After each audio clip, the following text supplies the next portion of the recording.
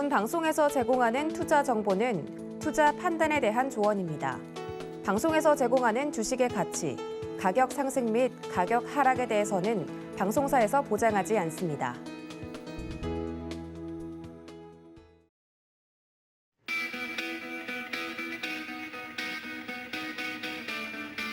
안녕하세요. 고수익 작전타임 진행의 이수연입니다. 여러분 주말은 잘 보내셨는지 모르겠습니다. 이번 주말은 미세먼지가 참 많아서 바깥에 굉장히 뿌연 느낌이 많았는데요.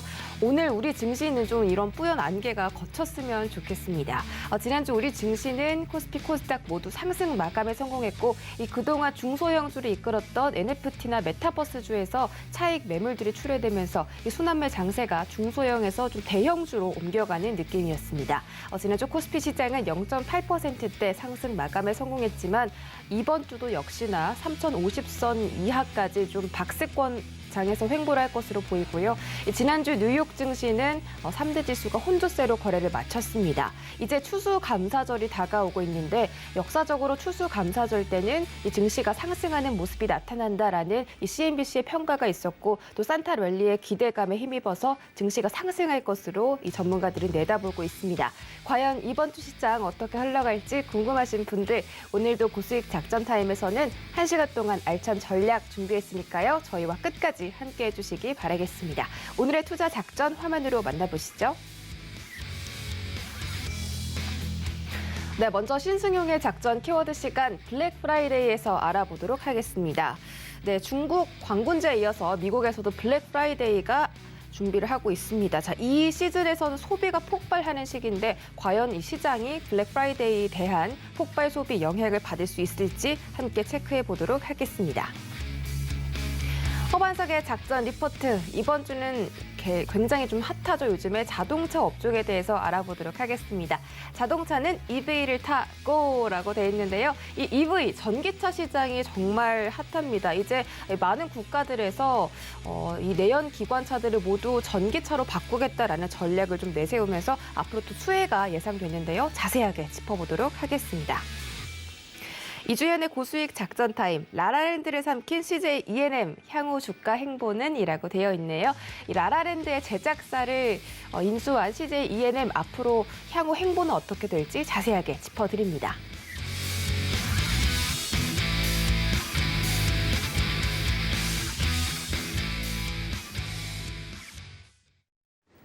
네, 신승용의 작전 키워드 시간으로 출발해 보도록 하겠습니다. 브레인코리아 인베스트 신승용 대표와 함께합니다. 어서 오세요. 네, 안녕하십니까. 네, 첫 번째 키워드 확인하시죠.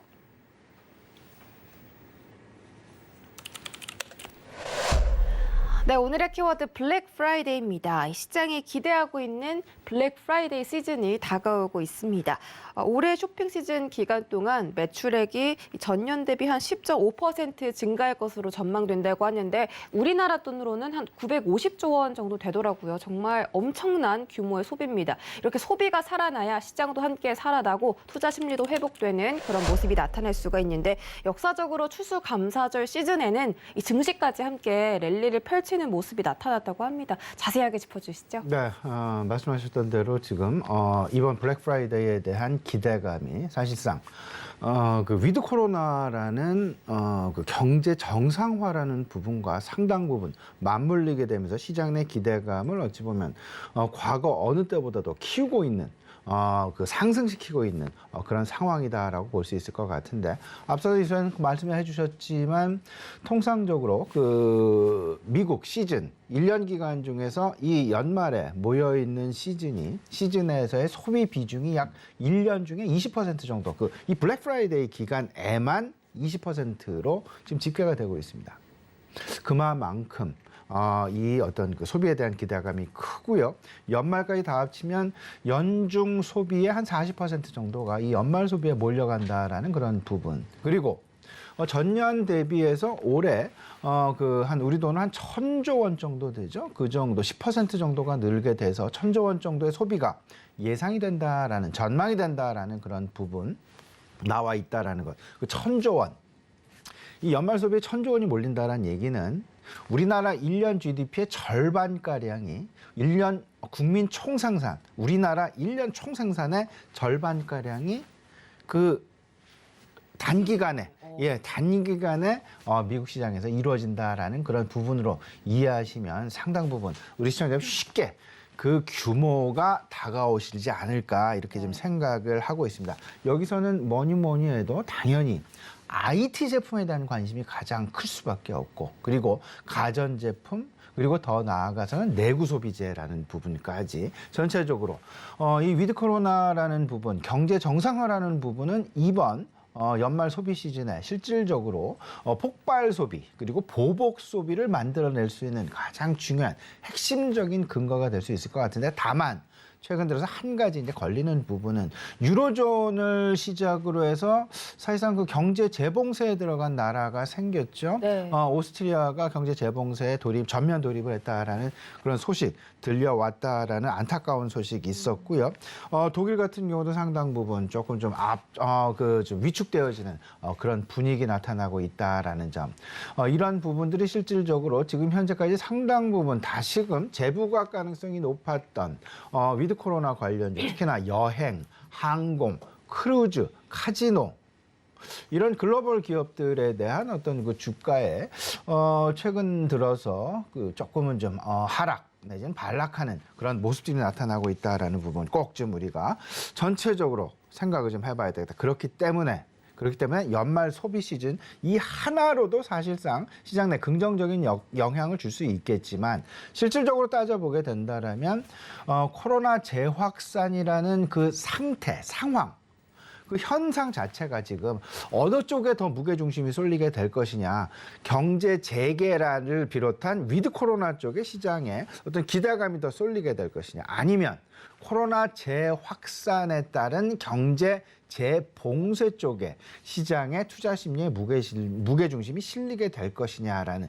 이런 부분을 중심으로 해서 코로나19의 재확산 여부, 이 부분도 우리가 꼭 좀 챙겨봐야 될 매우 중요한 어떤 그 이슈 중에 하나가 될 것이다라는 점. 근데 이제 그 폭발 소비라는 부분이 있고, 또 하나 이제 인플레이션이라는 부분도 우리가 절대 간과해서는 안 될 것 같습니다. 근데 인플레이션, 일단 폭발 소비라는 부분이, 연말 폭발 소비라는 부분이 인플레이션이라는 부담감은 분명히 상쇄시킬 가능성이 상당 부분 높겠다. 지금 인플레이션에 대한 부담은 큰 것이 사실입니다. 지난주 발표했었던 미국의 10월 달 소비자 물가 상승률 6.2%, 31년 만에 최고치의 기록을 했었던 소비자 물가 상승률. 이번 주에 주요 경제 지표 발표 이벤트가 있는데요. 여기서 이제 그 수요일 날 FOMC 회의록 발표라는 부분, 여기서 과연 이번 그 인플레이션을 놓고 시장이 FOMC에서 어떻게 평가를 하고 있고 어떤 그 진단을 내리게 될지, 이 부분 과연 우리가 상당 부분 주목해야 될 부분이다라는 그런 생각이 좀 많이 들고요. 여기에 더해져서 이제 그 우리 시장도 사실상 한은의 금통위가 지금 대기해 놓고 있는 그런 상황, 금리 인상 가능성 일정 부분 시장 내 상당 부분 남아있다라는 그런 부분까지 영향을 좀 생각을 해보게 된다라면, 인플레이션이라는 부담감을 과연 연말 소비에 대한 기대감, 그리고 폭발 소비에 대한 기대감, 이런 소비 심리가 과연 이러한 인플레이션에 대한 우려감을 상쇄시킬 수 있을지 여부, 이 부분이 어찌 보면 이번 주, 다음 주 시장의 그러니까 시장의 어떤 투자 심리에 흘러가는 방향을 판단하는 가장 중요한 잣대가 될 수 있지 않을까라는 부분 분명하게 말씀을 좀 드려보고요. 공급망에 대한 어떤 그 혼란 부분은 점차 조금은 좀 완화되어져 가는 그런 부분으로 나타나고 있습니다. 여기서 가장 우리가 볼 수 있는 부분이 국제 유가의 방향성을 좀 보면, 물론 이제 국제 유가가 가지고 있는 방향성, 힌트를 주는 방향성 두 가지가 있습니다. 코로나 확산이 더 빠르게 돼서 시장 내 경제 재개에 대한 우려감이 더 커지게 되면 국제 유가는 조금 좀 하락하게 되는 그런 모습. 또 하나, 재고랄지 공급망 우려랄지 이런 부분들이 해소되어지는, 둔화되어지는 방향으로 가게 된다라면 국제 유가 역시 하향 안정화 국면으로 들어가게 될 것이다. 근데 최근 들어서 이제 그 국제 유가가 지난 주말에도 한 3% 정도 하락을 하게 되는 76달러 선. 이게 사실상 84달러, 85달러까지 갔었죠. 네. 불과 1, 2주일 전에. 근데 벌써 지금 금방 지금 76달러까지 떨어졌다라는 부분은 상당 부분 빠른 속도로 국제 유가가 하향 안정화되고 있다라는 그런 얘기인데요. 이 부분에 대한 해석, 두 가지 방향성, 이 부분도 역시 우리 시청자분 투자 어떤 그 전략을 세우시는데 상당 부분 참고가 되셔야 되겠다라는 부분 분명히 말씀을 좀 드려봅니다. 또 하나 우리가 소비 시즌과 관련해서 참조해야 될 부분 한 가지 더 힌트가 있습니다. 바로 그 미국의 거대 유통망 그리고 우리나라도 거대 유통망들 있죠. 뭐 신세계도 있고요, 이마트도 있고요, 현대백화점도 있고 이런 부분들 이들의 고용을 인력 충원 계획이랄지 그리고 재고 수준이 어떻게 되어 가는지 이 부분을 우리가 꼭 살펴봐야 되겠다. 무슨 말씀이냐면 미국의 거대 유통망, 우리나라의 거대 유통망 다 어떤 그 연말 소비 시즌에 대한 대비를 한다라는 차원이라면 그들이 가고 있는 재고를 계속 좀 쌓아가겠죠. 왜냐하면 더 팔아야 되니까. 네. 그리고 이 부분을 매매를 하기 위한 팔기 위한 인력 충원에 상당 부분 포커스를 할 수밖에 없을 것 같습니다. 네. 이 두 가지 시중에 이제 그 주요 언론들이나 이런 데 나오는 이와 관련된 뉴스들 그 의미하는 바가 무엇인지 그리고 그 행간에는 어떤 것들이 있는지 인력 충원이나 재고를 계속해서 스탁업을 하고 있다라는 그런 부분들 잘 보시게 되면 연말 소비에 거는 기대감이 그만큼 크다라는 쪽으로 생각을 해 두시면 될 것 같고 이것이 만에 하나 이제 그 위드 코로나가 조금 좀 둔화가 되어지면서 코로나19가 재확산되어지는 그런 부분들이 나타나게 된다라면 다소 이제 시기적으로 흔들릴 가능성이 상당 부분 높다. 여기에 대해서 주요국들 사실상 상당히 정책 당국에서는 고민이 되어지는 그런 상황일 것 같은데 이번 연말 대목을 미국이 됐건 우리나라가 됐건 유로존이 됐건 또다시 그냥 넘어가게 된다라면 말 그대로 우리 뭐 소상공인들에 대한 뭐 상생이랄지 이런 부분들에 있어서 주요국 정부들 우리나라도 마찬가지고요. 더 이상 그들에 대해서 정부는 할 말이 없어질 수도 있기 때문에 네. 오히려 상당 부분 경제 재봉쇄에 대해서는 조심해야 될 그런 입장에 있어야 할 것이 상당히 분명할 거고요. 그 가능성은 상당 부분 제한적이지 않겠느냐. 따라서 어찌 보면 이번 연말 소비에 대한 기대감은 충분히 가져갈 만하겠다라는 쪽으로 생각을 해두시고요. 이에 따라서 전체적으로 내구 소비재랄지 IT랄지 또 유통업종 그리고 전자결제 관련주에 대한 관심까지 아울러서 생각을 해두시면 전체적으로 긍정적인 연말 소비 시즌을 대비한 나의 적절한 포트폴리오 구성이 아닐까 생각이 됩니다. 네. 연말 소비 시즌 그냥 무조건 오르겠지라고 생각하는 게 아니라 지금 전 세계 유럽 쪽에서 특히 경제 재봉쇄가 일어나고 있기 때문에 이런 리스크도 좀 주의를 하면서 투자를 하시는 게 좋겠고 그러나 여전히 이 모멘텀은 살아있다라고 볼 수 있겠습니다. 또 국제유가와 더불어서 거대 유통망들의 인력 충원 그리고 재고 수준까지 함께 고려를 하시면서 투자를 하시는 게 좋겠다라고 정리해드리도록 하겠습니다. 두 번째 키워드 확인하시죠. 네, 두 번째 키워드 2025년 애플카 출시입니다. 애플에서 이 자율주행차인 애플카 2025년부터 출시를 하겠다라고 선포하면서 이 국내 시장에 있는 뭐 전기차, 자율주행 관련주들이 지금 모멘텀이 살아나면서 주가가 올라가고 있습니다. 또 어떤 종목 좀 짚어보면 좋을까요? 예, 시청자 여러분 이 부분을 좀 생각을 해보셔야 되는데 애플카를 출시하겠다라고 발표한 건 지난주 목요일이었습니다. 네. 이미 어찌 보면 오늘 이번 주가 시작되는 월요일 우리 시청자 여러분들과 이런 말씀을 나누는 건 어찌 보면 상당히 올드한 이슈를 여기서 다시금 뭐 재확인하는 것은 아닌가라고 생각을 하실 수도 있을 것 같은데 매우 중요한 포인트를 좀 짚어보셔야 됩니다. 애플카가 그들의 출시 시기를 한 2년 정도 앞당겨서 4년 후 2025년부터 하겠다. 근데 왜 시장은 벌써부터 들썩거릴까? 이 부분에 대한 이유를 잘 생각을 하셔야 되고요. 그다음에 또 하나 애플카가 이야기하고 있는 시장 내 변화 부분 분명히 있습니다. 이때까지는 시장에서 관심을 가졌던 부분은 자율주행 부분이 절대 아니었습니다. 전기차 관련주에 대한 관심이었습니다.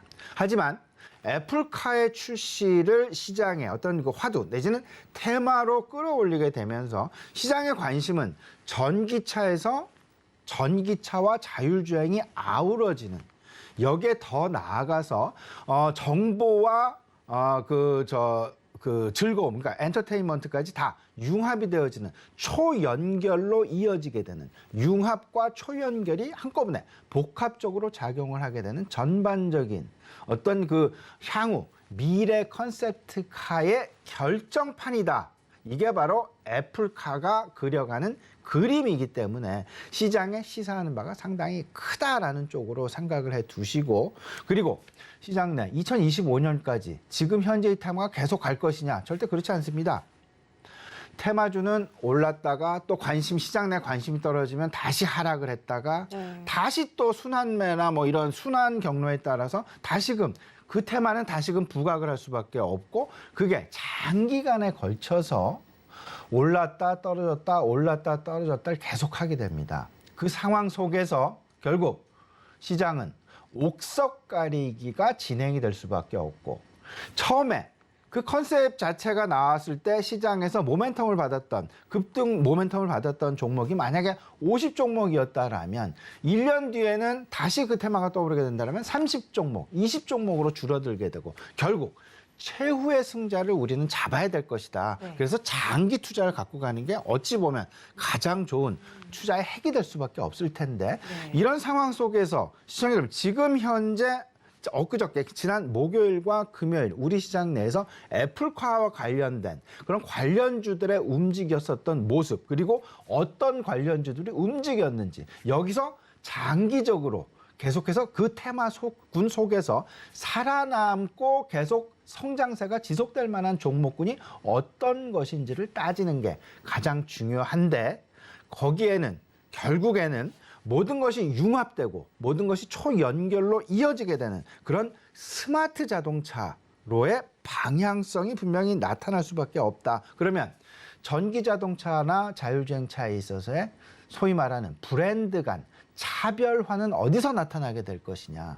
과연 전기차, 지금은 테슬라라는 회사가 독주 체제를 가지고 있습니다. 여기에 만약에 포드의 전기차가 시장에 나오게 되고 GM의 전기차는 이미 나왔습니다만은 계속, 그리고 소위 말하는 하이 퀄리티, 하이 브랜드들, 뭐 포르쉐가 될 수도 있고, 뭐 페라리가 될 수도 있고, 뭐 벤틀리도 될 수가 있고, 뭐 다양한 고급 자동차에서 전기 자동차만을 출시를 하게 된다라면 과연 테슬라의 독주 체제가 계속 지속될 수 있을까? 그리고 그때 그 상황들 속에서 시장 내에서 소비자들이 가지고 가게 되는 각 제품별, 각 브랜드별 차별화 포인트는 무엇이 되게 될 것이냐. 흔히들 LG전자가 됐건 삼성전자가 됐건 지금 현재 텔레비전을 구매하는데 선택 요소가 되는 부분은 그 화면의 크기와 브랜드 말고는 없습니다. 실질적으로 제품의 차별화는 실질적으로 나타나지 않게 된다라는 점. 이제 자동차는 그동안 기계 장치가 아니라 앞으로는 전자 제품으로 바뀌게 된다라는 쪽으로 인식을 하시는 것이 상당히 중요하고요. 전자 제품에 있어서의 차별화를 가져갈 수 있는 그 핵심 무기, 핵심 원동력은 어떤 것이 될 것이냐. 그 핵심 무기와 핵심 원동력을 지금부터 찾아 나가야 되는 그런 상황, 그런 어떤 그 훈련이 계속 돼야 될 텐데, 거기서 지금 마침 애플카가 그러니까 출시 시기를 한 2년 정도 앞당긴다라는 이야기가 나왔습니다. 마침 이 상황 속에서 우리는 애플카가 그러면 앞으로 가져가게 돼. 저도 사실은 정답을 모릅니다. 우리 시청자 여러분과 사실은 이 시간을 통해서 향후에 전개되어지는 방향, 전략의 구상, 이런 부분들이 어떤 방향을 쫓아갈 것인가를 같이 한번 그려보는 자리를 마련한 건데요. 과연 애플카가 추구하는, 그리고 애플카가 시장에서 차별화를 가져갈 수 있는 무기는 무엇이 될 수 있을까? 왜 사람들이 애플카를 사야만 할 것일까? 그리고 애플 컴퓨터사는 애플카를 팔기 위해서 어떤 전략을 구사할 것인가. 그에 맞는 그리고 그에 따라서 시장 내 우후죽순의 어떤 그 테마 관련주들의 모멘텀이 아니라 상당히 정갈하고 상당히 세분화되어지고 상당히 스크리닝이 된 그런 종목들의 상승세가 계속 이어질 가능성이 높다라는 점. 테마군들에서도 분명히 서바이벌 전략을 구사해야 될 것이다. 어떤 종목이 끝까지 살아남아서 그 테마군에 남아있게 될지 이 부분을 꼭 생각을 해두시면서 전체적인 이런 부분들 애플 기존 공급망을 연결하는 그리고 기존의 충성도를 확대하는 그런 상황들 전기차의 주요 부품 그리고 자율주행과 관련된 기술, 인포테인먼트과 엔터테인먼트의 결합 양상. 그리고 자동차의 미래 컨셉은 기계장치가 아니다라는 점, 전자장치다라는 점. 그러면 여기서 자동차가 가져갈 차별화 전략이 무엇일지 우리 시장을 꼭 좀 생각을 해 두실 수 있는 어떤 계기가 될 수 있다 말씀드립니다. 네, 애플카 관련주들 지금 뭐 말씀 주신 것처럼 테마의 힘을 얻어서 지금 상승하는 걸 수 있지만 결국은 이 테마가 반복되다 보면은 걸러지는 그 옥석이 있을 것이다. 그 종목이 어떤 것인지를 잘 체크하셔야겠고요. 그런 옥석 가리기를 위해서 필요한 시황들을 좀 함께 체크해 주셨습니다. 특히나 이 전기차 시장은 이 기계 관련주가 아니라 전자장치 관련주가 계속 좀 소비가 될 것이기 때문에 관련 섹터들 눈여겨서 지켜보시기 바라겠습니다. 자, 이번 주 시장 대응 작전도 세워봐야겠죠. 이번 주 역시나 또 박스권입니다. 또 박스권 횡보를 할 것이다. 정말 지겹거든요. 이제는 더 이상 박스권 횡보 그만하고 좀 상단 탈출했으면 좋겠는데 오늘 시장 대응은 어떻게 해볼까요? 네, 일단 뭐 지난주 금요일 미국 시장이 사실은 혼조 양상을 보였죠. 다우지수와 S&P 500은 하락 반면에 나스닥 지수는 한 0.4%의 상승 마감을 보였습니다. 여기에 가장 크게 영향을 미쳤던 요소 뭐니 해도 코로나19에 대한 시장 내 상황이었습니다. 위드 코로나에 대한 기대감도 있었던 반면에 코로나 재확산에 대한 우려감도 잔존했었다라는 점. 이에 따라서 각 업종별 종목별 희비가 엇갈리게 되는 그리고 국제 유가의 다소간의 하락 부분 이런 부분들이 에너지주의 하락을 만들어냈었고요. 전체적으로는 미국 소비주에 대한 관심은 여전히 근데 하지만 계속해서 지속되었다라는 부분. 그렇다면 우리가 생각해야 될 부분. 그러니까 연말 소비 시즌에 대한 기대감이 결국은 반도체 주가에 대한 상승을 만들어냈다라는 부분으로 꼭 생각을 하셔야 됩니다. 네. 왜냐하면 연말 소비 시즌에 있어서 가장 관심을 받는 섹터는 IT 섹터. 그리고 가전 섹터이기 때문에 이와 관련된 반도체 업종, 특히 마이크론 테크놀로지 같은 경우 상당히 요즘 계속 $80를 넘어서는 그런 상황 나타나고 있죠. 이런 부분들이 곧바로 반도체 업황에 작용을 하게 되면서 시장 상승이 나타났다라는 점. 하지만 코로나19의 재확산에 대한 우려감 따라서 뭐 델타 항공이랄지 유나이티드 에어랄지 항공주의 하락 그리고 카지노주의 다소 하락 리조트 그다음에 리조트주의 하락들이 좀 나타났었다. 여기에 유가 하락이 앞서서 말씀드렸다시피 나타나게 되면서 에너지주들 하락이 나타났고요. 또 하나 주목해야 될 부분. 달러 인덱스가 최근 들어서 상당히 급한 속도로 상승을 하고 있습니다. 네. 어느덧 벌써 96포인트를 넘어섰습니다. 그 이야기는 테이퍼링이 지금 시장에 실질적으로 어떻게 타격을 주게 될지 이 부분에 대해서 시장은 여전히 관망 양상, 조금은 좀 우려감을 섞인 시선으로 시장을 바라보고 있다라는 부분으로 꼭 생각을 하셔야 될 것 같습니다. 96포인트 절대 작은 수치 아닙니다. 올 초만 해도 92, 91까지 하락했던 달러 인덱스였습니다. 어느덧 5% 이상 상승을 했다라는 부분은 그만큼 어떤 그 통화와 관련된 유동성과 관련된 시장 내 우려감이 그만큼 커져 있다라는 이야기로 보셔야 될 것 같고 네. 시장 내 또 하나 불확실성이 또 있죠. 연준 의장의 인선 과정을 지금 남겨놓고 있는 그런 상황이 되겠습니다. 주요 통화 정책의 어떤 방향성을 이끌어가고 있는 미 연준 의장의 인선. 과연 파월이 연임될 것이냐 아니면 신규 인사의 어떤 그 확정이 있을 것이냐 이 부분에 대한 고민 시장에서 상당 부분 불확실성으로 남겨놓고 있다라고 봐야 될 것 같고 또 하나는 이제 코로나19 관련된 이슈가 여전히 불확실하다. 그리고 인플레이션과 관련된 이슈가 여전히 불확실하다. 특히나 이번 주 이제 FOMC 의사록 발표 예정이 되어 있으니까요. 이 부분 챙겨볼 수 있는 기회가 되지 않을까라는 생각이 들고, 악재와 호재 계속해서 잔존하고 있는 그런 상황이 되겠습니다. 하지만 그럼에도 불구하고 여전히 호재에 대한 관심을 우리가 가져야 되지 않겠느냐. 연말 소비 그리고 신년 정책 이런 부분들에 대한 어떤 그 기대감 분명히 가질 수 있다라는 점. 따라서 세 가지 관점입니다. 연말 소비 산타랠리에 대한 관점, 그리고 1월 효과. 다시 말씀을 드리면 신년 정부 정책에 대한 관심, 그리고 경제 재개에 대한 관심은 계속해서 가져야 되겠다. 왜냐하면 이 가장 뒷 배경에는 뭐가 있냐면 코로나19 경구 치료제 개발이라는 이슈가 아직 죽은 이슈가 아닙니다. 살아있는, 살아남은, 그리고 계속 시장에서 트라이하고 있는 그런 이슈가 되겠습니다.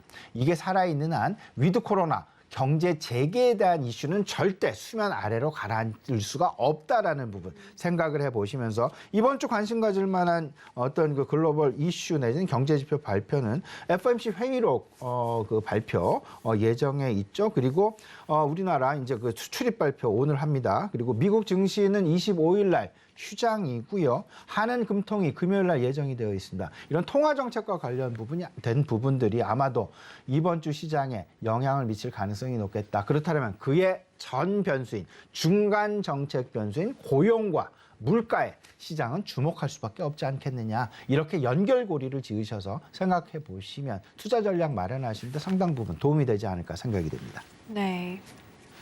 네, 이번 주 시장 어떻게 대응해 볼지 작전 세워드렸고요. 지금까지 브레인코리아 인베스트 신승용 대표와 함께했습니다. 고맙습니다.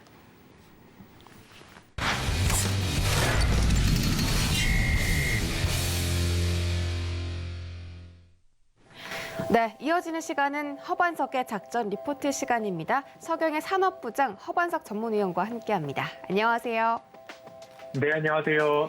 네, 반갑습니다. 네, 우리 허반석 전문위원과 함께 작전 리포트 한번 분석해 보겠습니다. 자, 오늘의 리포트 어떤 리포트일지 화면으로 바로 만나보시죠.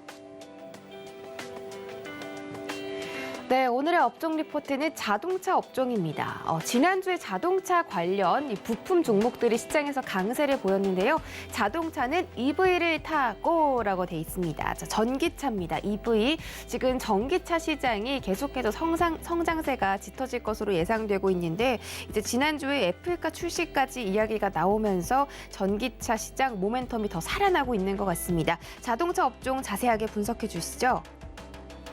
네, 이번 주는 자동차 업종을 살펴보려고 합니다. 지난주에는 반도체를 좀 살펴보았습니다. 국내 증시가 박스티에 대한 부분들이 있는데요.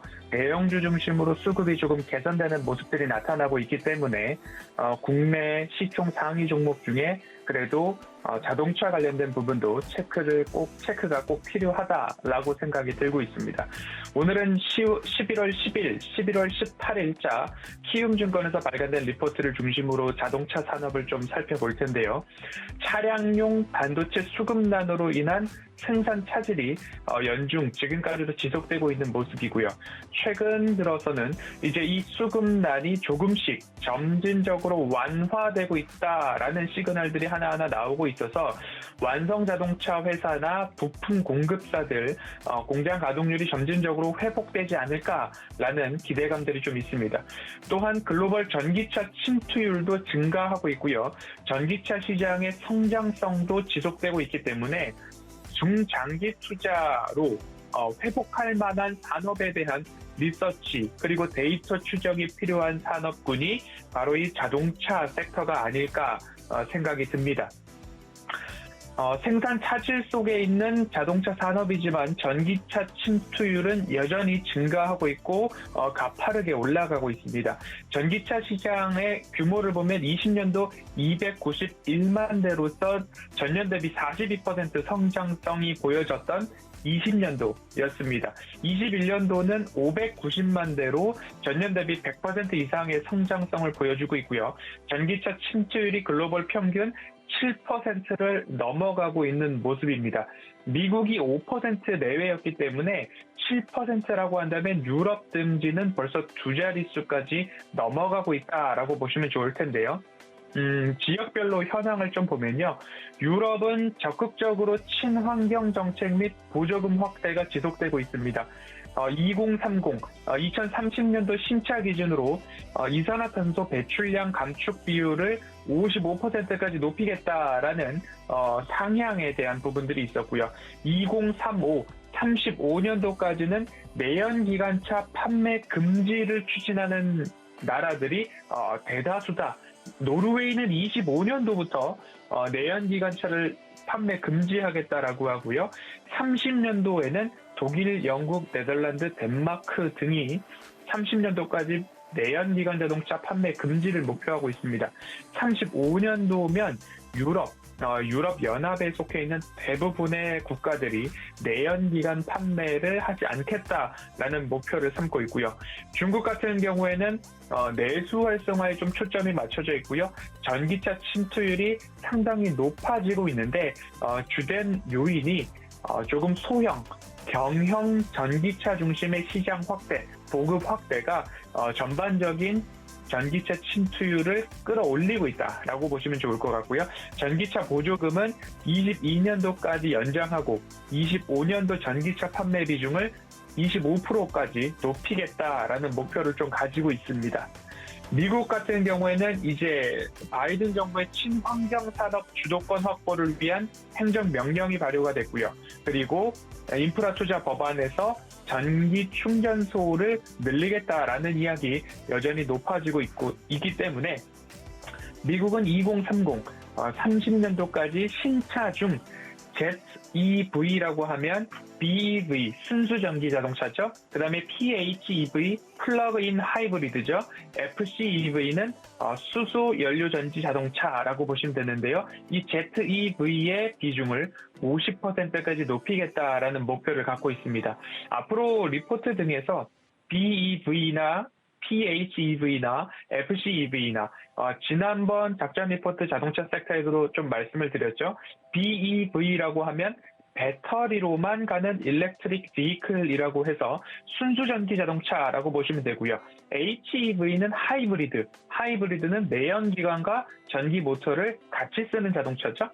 PHEV는 플러그인이라고 해서 내연기관과 모터를 같이 쓰지만 HEV보다는 전기를 충전할 수 있는 플러그가 있는 자동차라고 보시면 되고요. FCEV라고 하면 수소 전기 자동차라고 해서 순수 전기 자동차와 원리는 같지만 주된 원료가 전기를 만들어내는 원료가 수소다라는 점으로 구분을 해보실 필요가 있다라는 말씀 다시 한번 드리도록 하겠습니다. 전기차 시장을 조금 보도록 하겠습니다. 21년도 9월 누적 전기차 시장 성장률은 143%에 달하고 있고요. 누적 침투율은 6.7%까지 올라와 있는 상황입니다. 지역별로 본다면 중국이 215%의 성장률을 보이고 있고요. 미국은 103%, 유럽은 96%의 성장률을 보여주고 있습니다. 앞서서도 말씀을 드렸지만 중국 같은 경우에는 작은 경형 전기자동차의 보급 확대로 성장률이 200%를 넘어가고 있다라는 일부 착시 효과가 있다라고 생각을 해보시면 좋을 것 같고요. 9월 전기차 침투율을 본다면 중국이 16.4%, 유럽이 15.7%, 미국은 아직까지 한 자릿수인 5.5%입니다.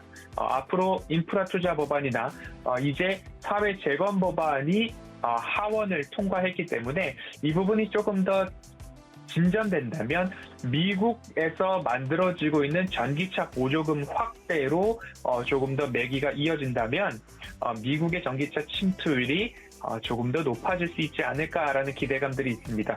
브랜드별로 보면요. 폭스바겐이 12%, BYD가 8%, 현대기아는 6%, BMW는 5% 정도로 전기차 중에서 브랜드를 따진다면 테슬라보다도 폭스바겐이 유럽을 중심으로 브랜드 점유율이 높다라는 부분도 함께 말씀을 드리도록 하겠습니다. 오늘 리포트의 제목을 전기차는 EV를 타고라는 제목에서 조금 말씀을 드린 것처럼 자동차 산업을 볼 때에 이제는 전기차 시장, 그리고 성장성, 점유율, 침투율에 대한 데이터들을 꼼꼼히 체크해 볼 필요가 있다라는 말씀을 함께 좀 드리도록 하겠습니다.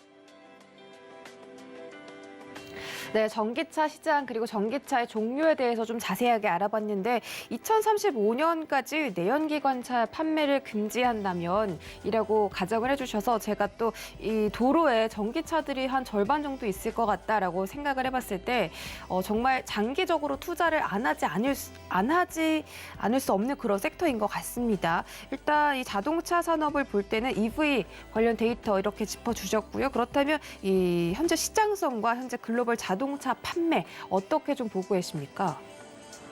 네, 내수와 수출, 그러니까 국내와 글로벌 시장을 좀 나눠서 볼 필요가 있을 것 같은데요. 22년도 국내 내수 시장에 대한 전망을 좀 보겠습니다.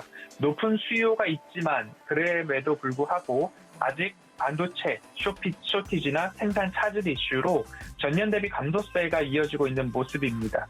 20년도 신차 판매는 188만 6천 대 정도인데요. 현재는 전년 대비 5.7% 성장이나 올해 9월 기준으로는 신차 판매 대수가 128만 대, 전년 동기 대비 약 7% 정도 줄어든 수준입니다. 하지만 내수 미출고 차량은 여전히 증가세다.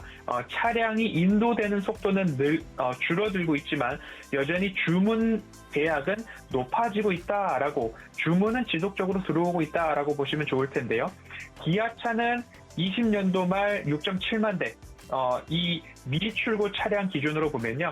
20년도 말 기준으로는 6.7만 대, 3월 9.5만 대, 6월 14.7만 대, 8월 23만 대, 9월 26만 대처럼 여전히 미출고 차량의 대수가 늘어나고 있다라는 것은 생산만 빠르게 된다면 매출과 이익 부분에 있어서는 급속도로 증가할 수 있는 포인트다라고 말씀을 드릴 수 있을 것 같습니다.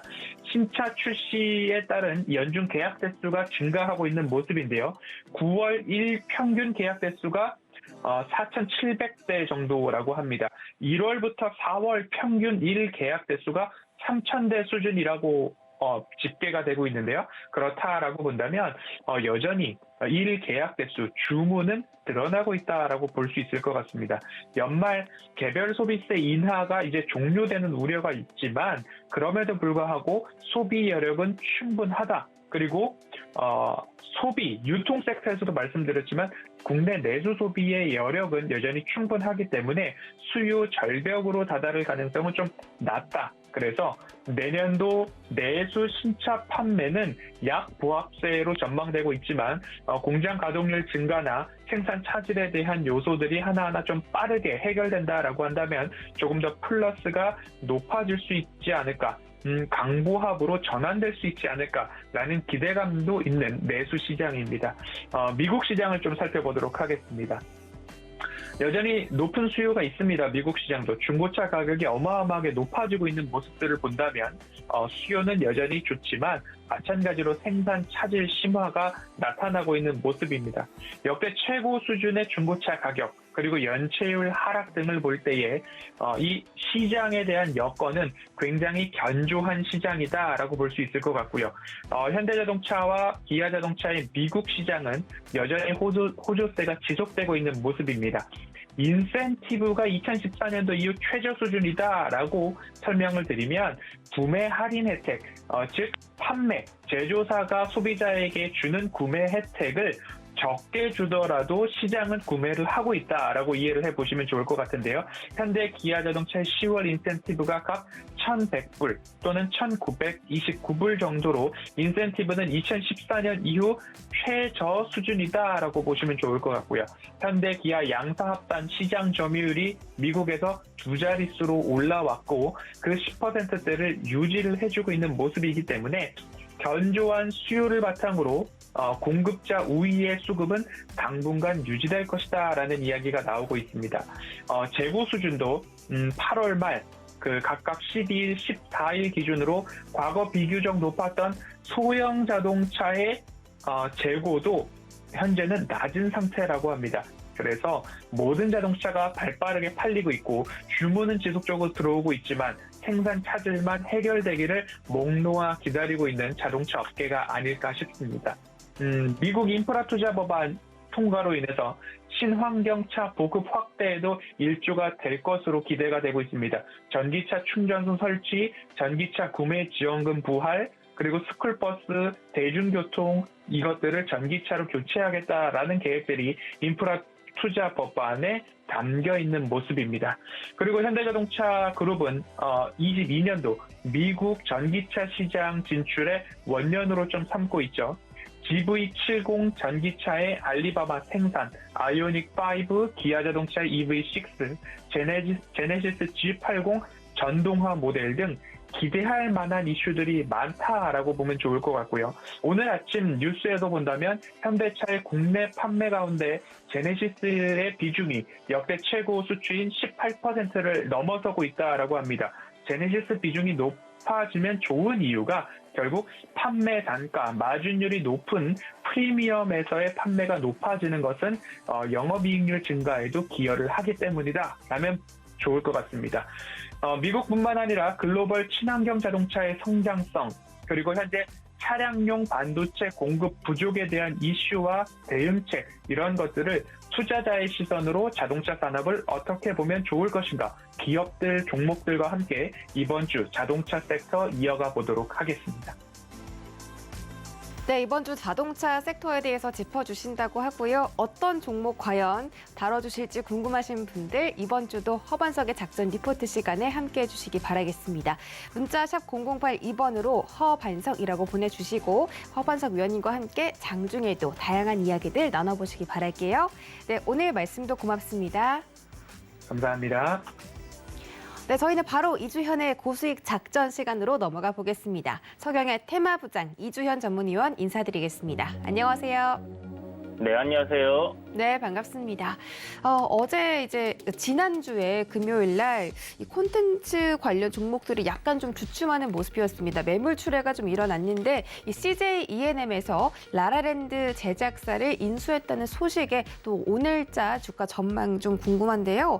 월트 디즈니식 이 멀티 스튜디오 경영을 추진한다고 합니다. 지금 CJ E&M이 이 글로벌 해외 시장에 진출하기 위해서 라라랜드 제작사까지 인수한 것으로 보이는데요. CJ E&M이 또 우리 이주현 전문위원께서 이 포트에 좀 자주 매입하신 종목이잖아요. 그래서 앞으로 주가 전망 한번 짚어주시면 좋겠습니다.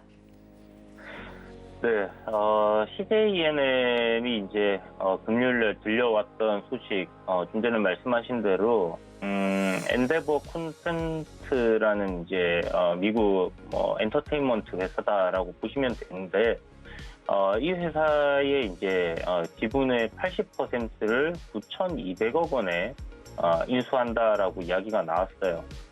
이 엔덴버 콘텐츠 같은 경우 이제 라라랜드가 이제 대표적으로 이제 잘 알려져 있는 그런 콘텐츠를 제작한 업체라고 보셔도 되겠고, 사실 이제 종합 엔터테인먼트 회사다라고 봐야 되는데요. 매출이 약 한 4조 원 정도 되고 있는 미국 엔터테인먼트 업계에서는 독보적으로 입지를 좀 구축하고 있는 그런 회사고, 스포츠 슈퍼스타들이라든지 아니면 연예인들, 그다음에 이런 다양한 분야의 매니지먼트를 하고 있고 7,000명의 클라이언트들을 이제 보유를 하고 있습니다.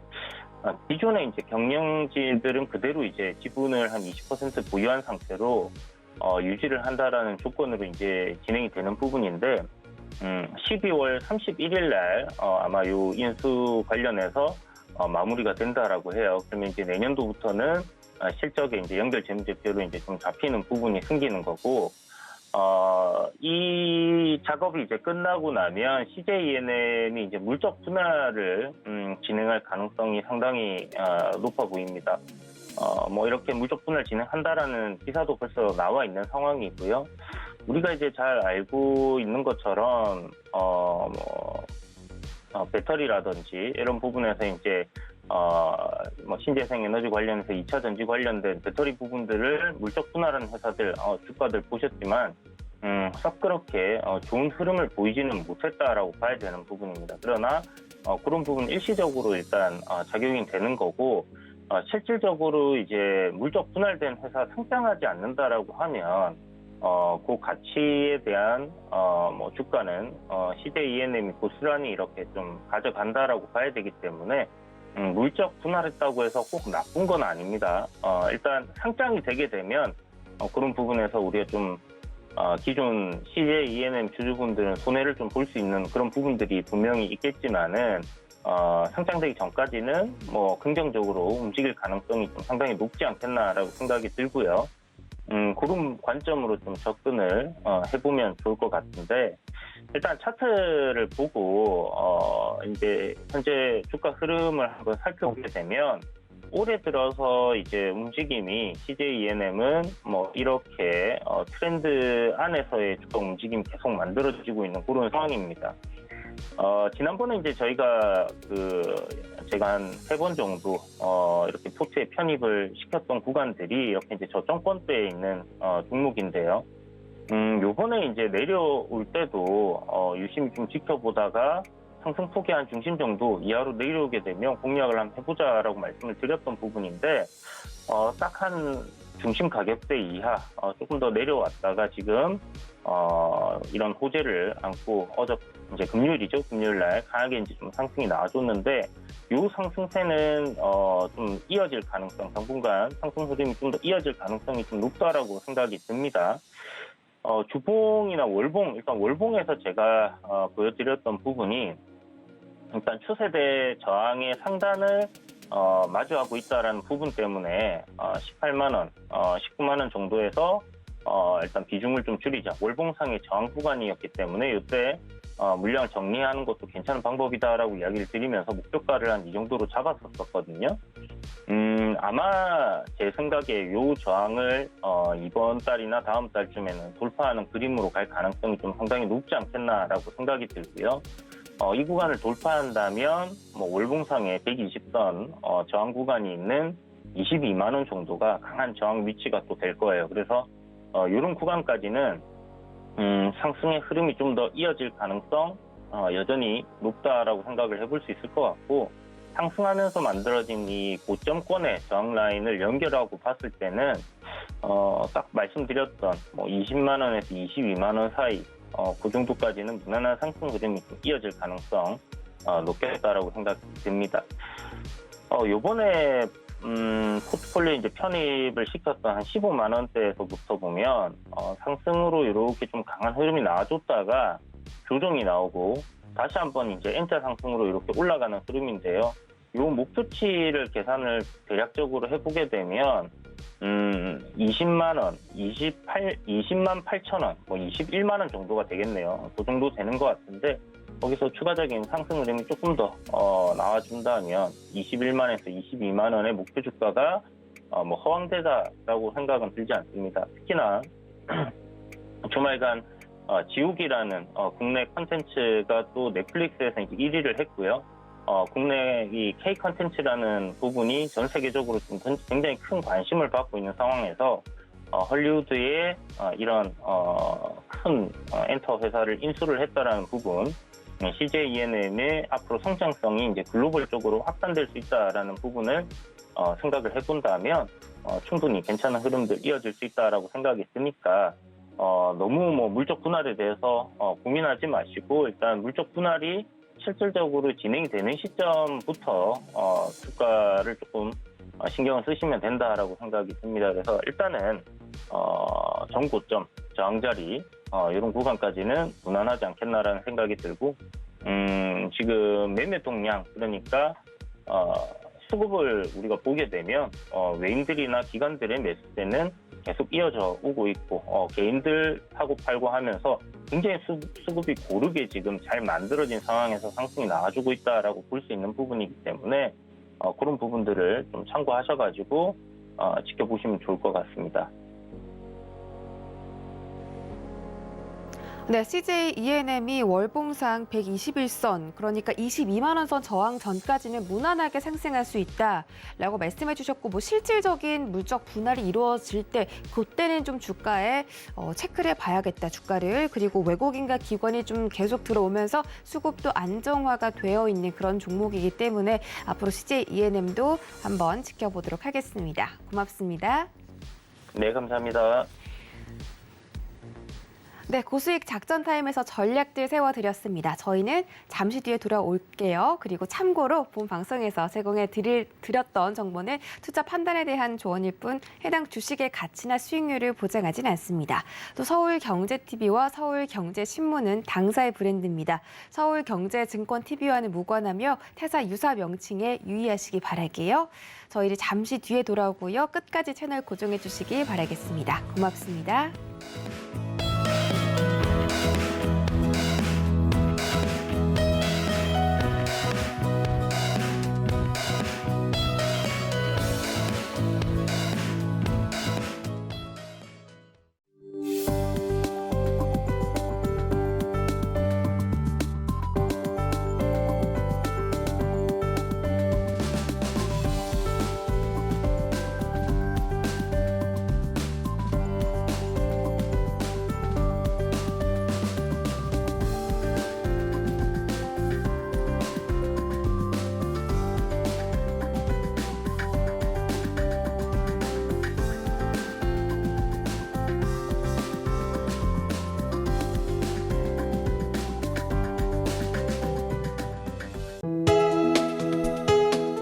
본 방송에서 제공하는 투자 정보는 투자 판단에 대한 조언입니다.